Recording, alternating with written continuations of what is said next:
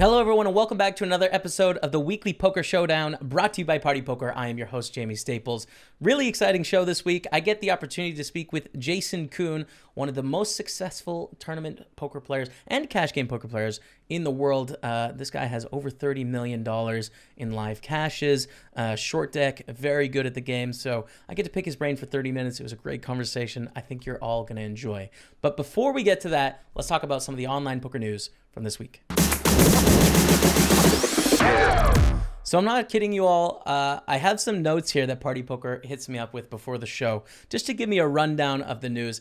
The title is Staples Brothers reach final table of the Grand Prix for dealers online, beats guarantee. So, I mean, I'm going to talk about myself a little bit for a second. Just bear with me. I know it's bad form. Grand Prix for Dealers was a tournament run on Party Poker, attempting to raise money for dealers that are going to be out of work due to the current COVID-19 situation.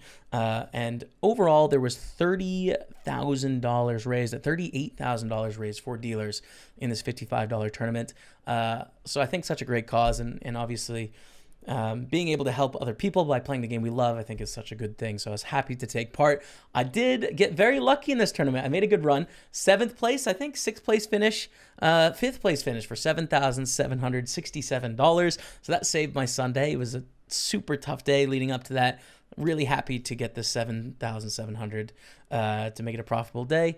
And that was hype. But you may think that's the news. No, my brother absolutely destroyed me on Sunday. I'm getting used to this.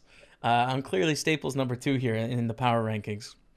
My brother Matt Staples made the final table of the Party Poker Million. This tournament had $200,000 for first place. And not only him, there was also B. Paris, who is another streamer on Twitch, and Yo Viral, all made this final table. So there's 3 of them at the final table, all 3 of them streaming. And there's 200,000 for the win. You know, my brother ended up having, I think, 12,000, 13,000 viewers at some point. Combined between the 3 of them, they had maybe 16,000 at peak. Just an incredible show. A big congrats to all of them. Yo Viral, I think, went out in about 5th place. I think he was around 5th place. Matt ended up getting 2nd place for $93,000. That was his biggest score ever. He beat it by about $1,000. Funny enough, last year he got 3rd place over on PokerStars in their Sunday Million, and he busted with King 5, the same hand he busted with this year, for $92,000. And literally almost a year ago, it was in early May on a Sunday. So absolute insanity. I'm just really proud of my bro. I mean, $93,000. He's run up his bankroll from $8. He started with an $8 bankroll. I know because I sent it to him, right? He was working for me as an assistant because I needed help with my Twitch stream. And he was just like playing 2-cent and 10-cent and 25-cent tournaments. And he's now worked his way to where his bankroll is $244,000. He's got a hugely successful Twitch stream. I just couldn't be more proud of him. So huge congrats to my brother Matt. He deserves all the success. I'm almost tearing up here a little bit. I'm just so happy for you, Matt. So congratulations, man. And also, I mean, he got 3rd. He didn't win. Sorry, Matt. He didn't win. B. Paris, the man, chops it, heads up, made a deal. He ended up finishing 2nd place, but he did chop it for his biggest score ever of his career. And he's had a long career of playing poker tournaments. So an amazing score for him. Big congrats to B. Paris. I think it was about 180,000. Yeah, 180,000. Crixix the Gaul was the winner officially for 180,292. So big congrats to everyone on that. Super proud of my bro. Moving on now to some industry news. Phil Galfond storming ahead in the Galfond Challenge. How can you miss the Galfond Challenge? I mean, absolutely incredible. So he's playing 2 challenges right now, one of them against Bill Perkins, and then one against Action Freak. So currently, Galfond is up $416,000 US against Action Freak. There's a side bet of $150,000 as well. The match is going to go on for 15,000 hands. So a little bit shorter than the first Venividi match, but nonetheless, the stakes are a bit higher as well. So really quite cool. Bill Perkins as well leads Bill Perkins by more than 90,000 match. They play 50,000 hands or a 400K loss. We talked with Bill about that. They're going to reach the 400K first for sure. To talk a little bit about some of the scoop news, Passive Aggro big winner over on the Scoop Felt, won the 1K progressive knockout for 161,000. So big congrats to Passive Aggro. 79,000 with the cash prize and 82K with bounties. Also, the British player, the Godfisher, won 99,000 for winning the 109 No Limit Hold'em PKO. So congrats on that. Let's get into the interview with Jason Koon. This guy is so inspiring. I mean, he does it on the biggest stage. He's hugely successful in all the tournaments and all the cash games. Really humble guy, and I think has a lot of great advice as well to listen to. So I really enjoyed this conversation. I think you will as well. Without further ado, Jason Koon. Joining me on the podcast this week, Jason Koon. Jason, thanks for taking the time today. Thanks for having me, man. So it says on your Twitter bio, you spent 5 years in college to work 3 weeks and quit. Take me through the 3 weeks. What happened? Like, what was going through your brain? What happened? That whole process was pretty wild because when I started interviewing for that job, I still wasn't done with my MBA at this Wesleyan college I went to. And I remember I was at a track meet at University of North Carolina. And I got a call that I had been hired for this job that I flew to a couple interviews for. And I remember being over the moon, like, oh my goodness, this is good. College was great. It all made sense. And then like 4 months later, I just realized I was obsessed with poker. I was like, man, this is like the best thing's ever happened to me. I wasn't even winning that much money. I just, it was just a love story. I remember I would run this Chili Peppers Greatest Hits on loop, and I would just play till I couldn't keep my eyes open anymore. And that was like 4 months of my life. And so I moved to Pittsburgh, and I get this job, and I'm like playing poker until like 4 in the morning on all the online sites, and then I have to be up by 7 and at work by 8. And I was just withered every day. Right. It was this like insurance, group insurance sales job. And I was on a conference call with like one of the VPs of the company, and he was asking it was a pretty small group of rookies, actually. I think maybe like 20 countrywide or something, at least in my group. And he was like, Mr. Koon in Pittsburgh, will you tell me, summarize this product for me? And I actually said to him, I said, sir, I'll shoot it straight with you. I don't think that this is the right thing for me, and I really appreciate your opportunity that you gave me, but I'm done. And I hung up and I walked out. I didn't even say goodbye to my boss. That's amazing, man. And that was it. That was like the turning point. I mean, it was like, it sounds cooler than what it was. There was like a lot of me freaking out, like that was the worst decision I'd ever made. Like, what the hell was I doing? And that's the movie intro, man. That's the movie intro right there. That's the scene where it happens.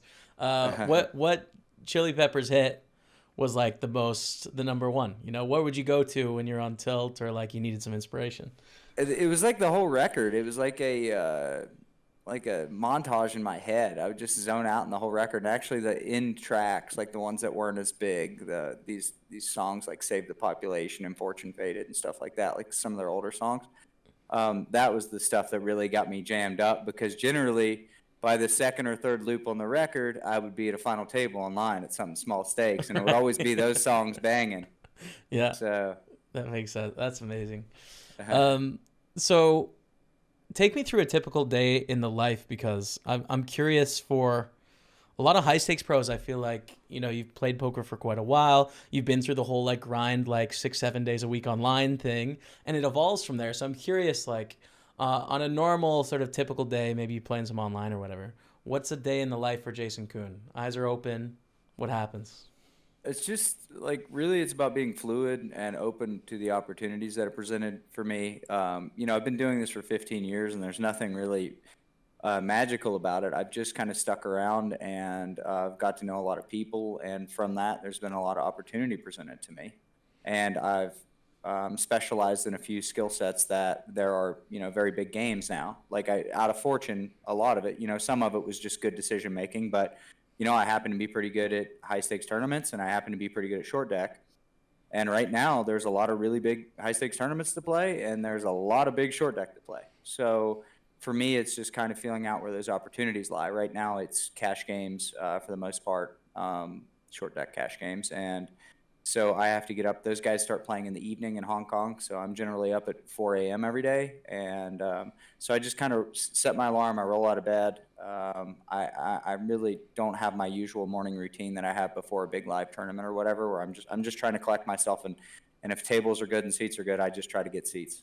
Yeah. And that, I actually started working with Elliott Rowe a couple weeks ago. I guess the Galfond thing inspired me, and I'm kind of a head case in a lot of ways, so I figured I'd give it a shot. And I was on a call with him maybe a week ago, and we were talking, and he was like, when was the last time you had a break? And I was like, well, I flew home from the PartyPoker Russia thing, and that took 2 days. But other than that, I've played poker for 7 weeks straight, no days off. And I was thinking, like, and he's like, you got to take a day off, like tomorrow, you got to take a day off. And he's like, actually make it 2. You have to have 2 forced days off. And yeah, I did that. And like, it was funny, the first day I took off, I was like a zombie, and I realized how tired I was. But I'm just kind of like, when the opportunities pop up, you got to jump on them. And maybe I take that overboard now because I've missed some big opportunities in my career, but I go pretty damn hard when it pops up. How about on those days off? Because I was talking to Kristen Bicknell, and she took a vacation with Alex Foxen. And at the end of their vacation, they fired up an online session because they just wanted to play again. Like, are you okay in days off, or do you get the itch to work or play? Like, what's that like? I'm okay with the days off. Like, I have, like anybody else, I have habits of kind of the things I study or the things I look at every day, and I kind of feel weird not doing those. But at the same time, like my wife and I, we just walked 11 miles yesterday just because, and it was awesome, Just got some sunlight. I mean, my pasty ass needs a lot more of that, I'll tell you that. And, and it's just, being human's cool. And I look forward to those chapters of my life where I get to be a little more human. But honestly, the past 3 years, I've kind of accepted that it's time to put in the volume. That's interesting you say be human, because I describe it the same way when it comes to like the Twitch grind, and I've heard a lot of poker players describe it where you enter this state where it's just not natural. I remember reading a blog post of yours, sort of summarizing a thought like that. Why you guys is it are amazing, man. Those Twitch grinders, you guys are complete animals. I mean, the consistency of just logging in and not only trying to play really good poker, but interact with people the whole time. That's an amazing skill set you guys have, and you provide a ton of value. It's actually really entertaining. Like, when you play, I fire up your stream. Like, I'll get on there and watch you play. Oh, thanks, man. I didn't know that. That's cool. Yeah, that's awesome. Sure. I mean, it's just it's a different skill set, but like, why do people think about it as like inhuman, like the poker grind? What about it is so extraordinary from, just a normal office job, like the one you quit 3 weeks in? Like, what makes it so different to where it feels like an endurance competition? It's the level of intensity. There's a lot of gigs that you can do, but I don't think it would be quite as intense as, like, say, being a NASCAR driver or something, but I feel like it's that. Like, you're basically strapped into like 5 hours of intensity where you're just cranking, because there's just no breaks at all. Like, what do you get, 5 minutes or whatever on these tournaments, and then on apps or whatever, you get no breaks. So it's just, you have to go into a different headspace to be really good. You have to kind of be tunnel vision focused. And when you come out of that, your heart rate drops, and you start breathing normally. If you wear a heart rate monitor when you play, your heart rate's like 30 beats per minute higher, at least for me, than what it is whenever I'm just chilling around the house. Wow. Yeah. I didn't know that. That's crazy. Yeah, it's really intense. I should get that on my stream. I think that would be good. Looking back, that'd be sick. You'd be running a bluff and it would just crank. I would expose my weaknesses for sure.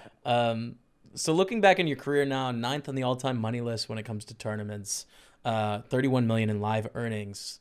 It was pretty incredible. I know you had a big score at the Triton Montenegro and Budva in the short deck event. So looking back at a long career of playing tournaments, is there any particular one that stands out as impactful or really special to you?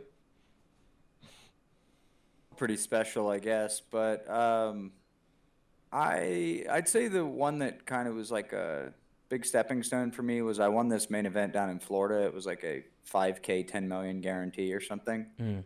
And I just hadn't really, I'd been there a lot in my career. And through like maybe the middle 10 years, 8 to 10 years of my career, I really was just like a mid to high stakes tournament grinder. You know, I would play maybe a $300 average buy-in tournament online, and then I would play like probably like a $4,000 average buy-in live tournament. Like I really wouldn't play that many 25Ks. It'd be like, you know, I played good 10K main events or whatever, but I had a lot of thirds and fourths and a few seconds. And, you know, I'd been doing it so long, I was thinking, man, these things are really hard to win. And then I actually got heads up with a close friend of mine and won the tournament. And it was a big moment for me, not just like for financial stepping stones. It was just like to get that, to be like, okay, I can win this. And then, you know, whatever, I just ran really well and won a bunch of stuff. Yeah, that's cool. I want to, you put out a blog post about what professionals think about in a poker hand. And I thought it was really, really well done and opened my eyes to some things that perhaps I'm not thinking about enough. So I had a sort of like a bit of a technical question. The order of these things that arise to you in a hand, right? All these different data points about position and stack depth and opponent and previous history in the hand and turns and rivers and like all these different things we think about as poker players. Do you have like an order of operations that you go through consistently, or how do you surface these things you think about? Is it consistent order every time, or does it change? Like is there some order to the madness there that might be helpful to a average poker player? Spots, at least on the river, where I wouldn't say a lot, but there's generally on the river, you oftentimes are faced with a pure strategy. Like you're like, okay, well, my hand is gonna value bet, and I'm going to bet this much with this hand, or I'm gonna give up because this hand sucks. But like, so sometimes spots on the river where you're not trying to bet like a bunch of different sizes, things are pretty automatic. But when you're starting off on the flop, you have to play optimal, or let's say close to optimal. No one's playing optimal. You have to play mixed strategies, and if you're like a novice poker player, what that means is if you don't do a little bit of everything with a lot of different kinds of hands, you become imbalanced, and smart people will realize how to take advantage of you. So the first thing that I do in every single hand that I'm in is I randomize. And it's actually really, really important. And I know that like I played a lot of years of high stakes poker where I didn't randomize. And what that means to people that, like I said, aren't really advanced, it just means that I use some type of random number generator to help me decide what my action is going to be whenever I need to do more than one thing with my exact hand. An example would be board comes out. Sometimes you're supposed to bet small. Sometimes you're supposed to bet big. You do a little bit of both with the hand. So I would randomize, and if I had a low number, I would bet the small size, and if I had a high number, I would bet the big size. And I know that sounds complicated, but that's kind of the most rigorous thing in the beginning of my thought process in every hand I play, is just trying to make first guess like what my strategy looks like, and then randomize to play within that strategy. And I know that's kind of long-winded and hard to understand, but in a nutshell, like trying to be more balanced in every spot is where the majority of my energy goes. Right. I think it's super interesting. Your thought process starts with the automation of like trying to like, okay, sometimes I need to bet 80%, and then sometimes I need to bet 30%, and this hand. Or sometimes I need to check. Yes, yeah, exactly. This hand, it belongs to all three, or 60% here, 30% here, 30% here. Because we all have personal biases, right? Like we all have personal biases, and you can feel it in your gut. You're about to bluff a river, and you're like, man, when I bet this guy's going to call me, and I'm going to lose. And then you give up, and he had a hand that he would have never called you within a million years, and you lose the pot because, you know, your bias made you make a mistake. Whereas like there's like several times a session where I'm like about to bet a river, and I'm like, oh my God, here we go. Yeah. And then like I roll a high number, and I'm like, okay, I think I have a hand that's gonna bluff, and I bluff, and the guy folds. And I was like, whew, if I would have, you know, that'd have been me 5 years ago, I would have checked there and lost the pot. Yeah. So it's important to remove bias, and by randomizing, you get closer to that. You get closer to kind of leaving your emotion out of it, and there's also a freedom that comes with that, because you were like, I had a high number here, and I thought my hand was a good combo to bluff, so I bluffed, and I'm balanced, because if I would have had a lower number there and I don't bluff my hand every time, I would have checked, you Mm. know. So rather than, and because you can get in your head like, oh man, was I tilting? Like, did I make an aggressive play because I was tilting there? If you're just sitting around like trying to guess at pure strategies all the time. Right. Um, yeah, that's fascinating. Really interesting. I love the answer. It's Thanks hard. for. Yeah, I mean, so let's say for an average poker player, right? Like, first coming up to with the strategy as to like what you should be doing with your hand is monumental enough. Like it's Yeah, years that's tons of work. of work to even get to Sure. that to where you can start to implement that strategy. So I'm curious what your thoughts are in poker when it comes to exploitation versus GTO. It's obviously a huge debate. People seem to be very polarized. I don't really know why. So in your own game, where is the place for exploitation? Are you utilizing it in the games you play consistently, or are you trying to model yourself over GTO and mathematically sound approach? So I always think it's really, really important to start off with a baseline of trying to be as fundamentally solid as you can be, because if you're in the dark and you're confused about what your opponent's up to, you can default to something that's pretty good. So just solid fundamentals. If I were going to like teach somebody who had never played a hand of poker, the first thing I would do is I would take 6 months and just teach them fundamentals. I wouldn't talk about exploiting anyone at anything. I would just Mm. say, here's why you should do this, so let's practice doing this. Here are the mechanics why you do this. And then once you get good, you think of poker players on a spectrum of really exploitable to not that exploitable. No one's Mm. perfect. You take like the best player in the world, you take a Sauce, you take a Ben Solsky, and he's towards the end of the spectrum. He's somebody you're not really going to be able to exploit very often, but he's still a human being. He's going to make mistakes. And then you come to this part of this spectrum and you take a guy who's never played poker before. Basically, every single play or move he makes, you're going to be able to exploit. That's $10 So tournaments, by the way. yes, well Yeah, there you go. those ones. Yeah, yeah, yeah. So you're leaving, if you're a specialist at $10 tournaments, you're leaving so much money on the table sitting over here trying to play like you would play against Ben Solsky. You would just be torching it. So the best players in the world that play a lot of different games, a lot of different stakes, a lot of different opponent types like you would in poker tournaments, those are the people that are most fluid with understanding how close to an equilibrium strategy they should approach their opponent with, right? Mm. So exploit to the max if you think that they're up to it, but it's a slippery slope, because if you make a bunch of assumptions about someone and you're wrong, they're going to crush you, or Right, you're going to crush yourself. Whereas if you didn't and you just played pretty damn good, there's not a lot they could do about it. right. That's awesome. So you kind of just covered here the steps if you were a brand new poker player and you were getting into the game, like what you would do, and it seems like really fundamental, foundation based. I'm curious about the serious amateurs and the professionals that are looking to take their game to another level, that maybe have some success, mildly profitable at smaller and mid stakes, but want to try and break into that high roller circuit that you've been successful at, or some of the biggest cash games. What would you advise to those people? I would say that you're probably clever if you've won at poker and you have a system that's worked for you. But the thing that happens is you start playing tougher and tougher competition, the tricks that have worked for you will stop working, because the sharper people have just seen it.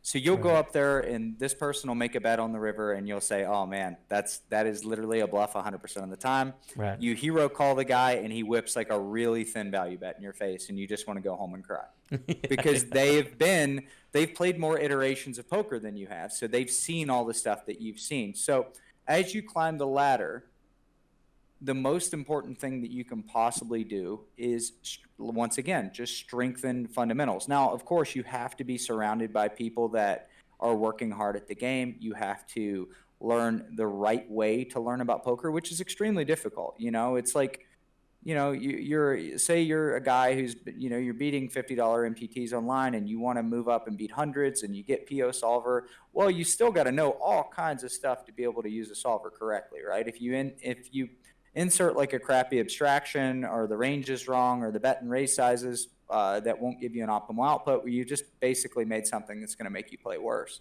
So I don't think it's like necessarily the right play for a mid-stakes winner to just go out and buy PO and try to sit around and grind it himself without a lot of advice or a good group of people to kind of, I make a bunch of mistakes all the time with my logic, and someone will call me out on it, one of my friends, and I'll be like, whoa. And, and I've done this as much as just about anybody.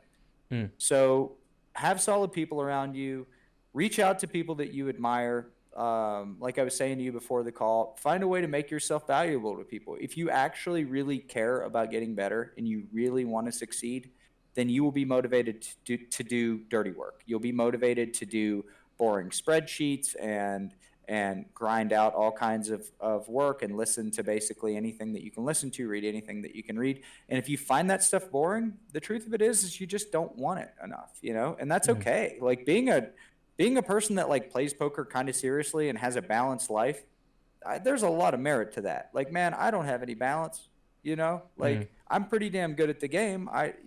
But how could I not be? I do it 70 hours a week, every week. And whenever I'm not playing, I'm studying. And when I'm not playing, I'm thinking about playing again, So it's like, it's just such a huge commitment to get there, even if you do have the skills that are necessary to win. It's just not for most people, and that's fine. Right. Yeah. It seems like you have to be your execution and your habits have to be an outlier if you're going to be an outlier in terms of like, the results you're going to get, reach it to the top of the game. A little bit crazy, man. You just got to be a little bit crazy. You got to be like, you do. You just got to be like, well, I like doing this as much as anyone, so I'm going to do it all the time, and everything else can just wait. That's basically what you're doing. There's no secret formula to it. Like have the talent, have the aptitude, and then immerse yourself into it deeper than anyone else. And you come out a decade later, you're probably going to be pretty good. Awesome. There's a question that came from Twitter. There's a few questions that were good, and one sort of along that line. So it's a question from Static Earth that says, when you become one of the most successful players in the world, what becomes your next goal? Is it hard to keep motivated to keep growing? So to hop on top of that, like where do you go from 70 hours a week playing the biggest games in the world, winning these tournaments? Like what gets you to get hype about that? Still do good. I'm pretty competitive in nature, and I get excited to play and compete. But the things that kind of keep me going are, I'm going to start a family soon. I'm married. I'm going to be 35. And, there's a lot of intrinsic things that come with financial success, the security and that stuff is really deeply important to me for a lot of reasons. So I'm motivated to work very hard for that reason. So it's like, I can give you advice and tell you like, here's how I stay fresh. Here's how I stay motivated. But basically, like, I feel like a lot of us, including myself, we're just along for the ride. And whatever's like in our core important to us, we just kind of drift that direction, right? So like I didn't like write down on paper and decide, hey, I want to be this guy and I want to play all this poker and be motivated to do this. It just is like naturally inside of me. Like I want to achieve these goals. And so for me, the motivator for me now is the same as it's always been. It's just like, I want to compete. I want to improve. I really don't like doing something unless I'm good at it.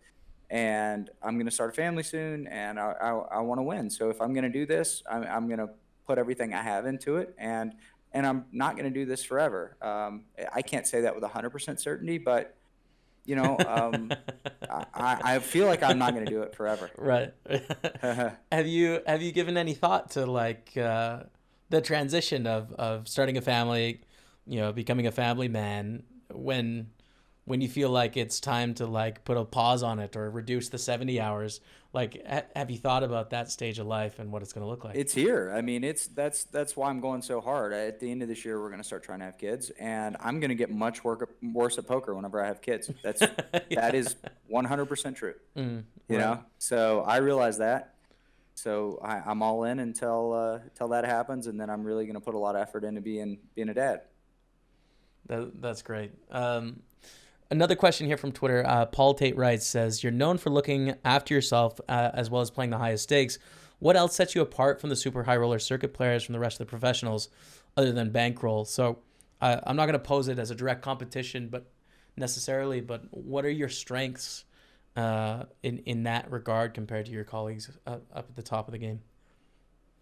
Well, I oftentimes sit around and wonder, like, how the hell did I get here? Because I admire all the guys I compete against so much, and they're good at things that I'm definitely not good at.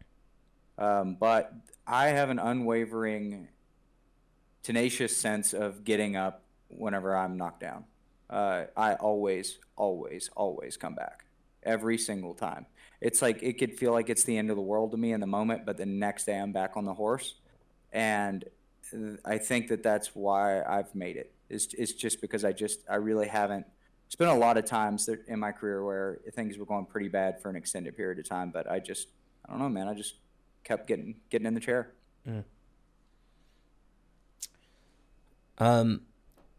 What do you think are the biggest skills that playing and studying poker as a professional can bring to other careers and aspects of life? This is from @Cynic Lisa on Twitter. I think the most important thing is not being results oriented. You know, like you realize that if you're winning and there's EV in a situation, the only way to a good result is volume. So I think that kind of helps, you know, when shit happens in your life and you're like, well, you know, I did everything I could. Then it helps you kind of get over it quicker than a lot of other people really. I think poker players are all pretty thick skinned and good at moving on and just realizing, oh, okay, I'm going to be pissed if I made a bad decision and that cost me something. But, you know, if it was just pure misfortune, well, that's just the cards, you know? Yep, absolutely. That makes sense. And I had one more here from Twitter, which is, of all the learning that you've done over your career, talking friends, you know, watching training videos, creating training videos, solvers, etc. What do you think was the most impactful to get you where you are now? Like, I don't know, the most important by far for me, the most important.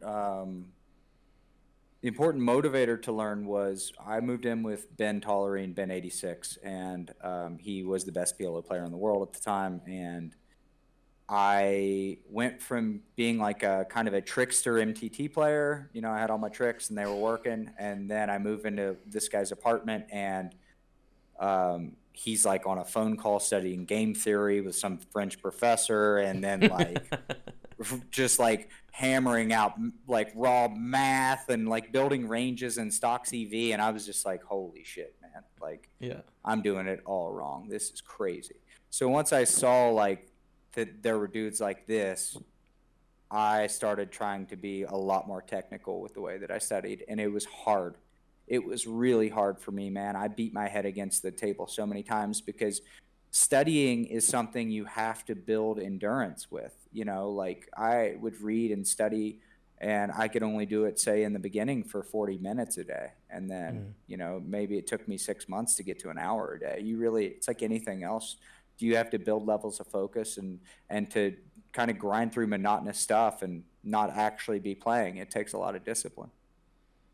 Yeah, that's awesome. I think it's hard to find those people sometimes in the poker world. Those people that are really motivated to take it to another level. You know, It is, man. On one side, we're so interconnected. Like, it's not just like 2 + 2 anymore. There's all sorts of places you can find poker players. The other side, there's a lot of people that aren't just interested in taking it that seriously. Yep. Did you have any hacks to like find people, surround yourself with like-minded people, or did it just happen?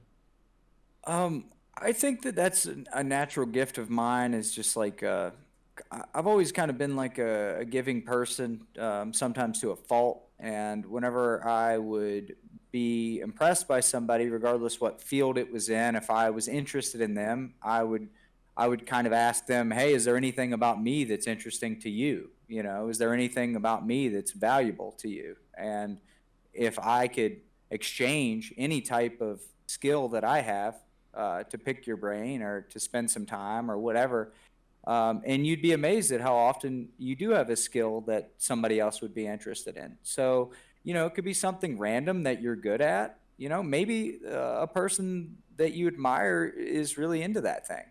So try that. Try to give a little more than you ask for, and try to show your value, and always take never take like the cheap hit on somebody. Like you gotta go the long road with people. Like, don't go for the instant gratification. Um, Treat people like human beings. Don't just come up to somebody and I get so many messages a week where people are like, "Hey, Jason, would you stake me and coach me at poker?" And I'm just like, man, I don't have time to have lunch with my wife, and this dude's asking me to stake him and coach him at poker. You know what I mean? Yeah. Like, you can't go at it like that. So you have to be clever and be authentic. That's a great answer. Jason, thanks so much for taking the time today. You're just a big inspiration to me in my career. Like, the way you've done things, you've gone about getting to the top of the game, being humble throughout. Like, I really just appreciate it. I find it all very inspiring. So thanks for talking to me today. Much love, man. Appreciate Awesome. that. Big thanks to Jason for taking the time. Inspiring guy. I loved having him on. I would like to have him on again. So big thanks. Now let's get to our weekly competition. Hashtag JS Poker Hero. All you got to do to enter this competition, tweet me at Jaime Staples with the hashtag JS Poker Hero. Tag PartyPoker as well. Enter your guess, and one person here is going to win a $215 Party Poker Million ticket, okay? You're going to represent the podcast. You're going to play the tournament. You're going to do well, and you might win it. Maybe. I mean, it's hard to win that tournament. My brother, third. He tried. So let's catch up on last week's winners first. 2 people correctly guessed the WPT opener would be from Argentina. Congrats to Villius Gabriel and Maxi Arma, who both win a Party Poker Million ticket. So congratulations to those 2. Now, this week's competition, okay, here's what you got to guess.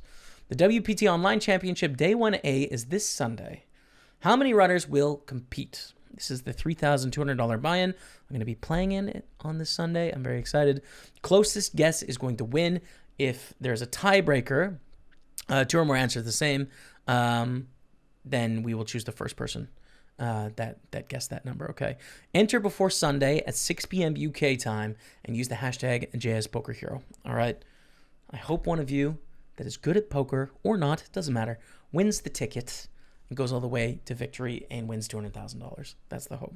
Thank you all so much for taking the time on the podcast this week. I'm trying something a little bit different. I'm trying a more conversational style, more of like a less reading the headlines and more of talking about what I want to talk about. So let me know if it made a difference or if you enjoyed it. I don't know how many of you are around at the end of the podcast anyways, but nonetheless, those of you that are, I appreciate you. If you're listening on iTunes, please rate and review. It really helps us out there to rank in the podcast listings. If you're on Spotify, you just do your Spotify thing. YouTube, thumbs up, subscribe to the channel, and that's all I have to ask, okay?